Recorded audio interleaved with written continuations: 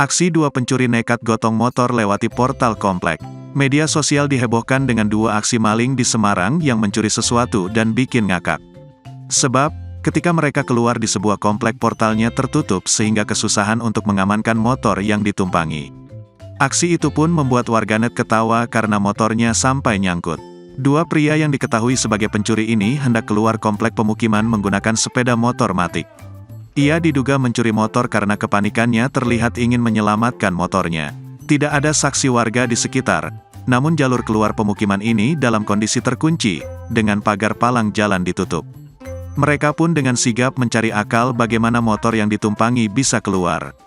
Duo maling ini nekat mengangkat sepeda motornya, melompati pagar palang. Beberapa kali ia gagal mengangkat motor tersebut.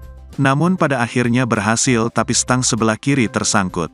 Dengan kekuatannya yang super, mereka pun akhirnya berhasil mengamankan motornya. Pria berjaket kuning dan hitam itu pun langsung kabur. Terima kasih sudah nonton. Jangan lupa like, subscribe, dan share ya.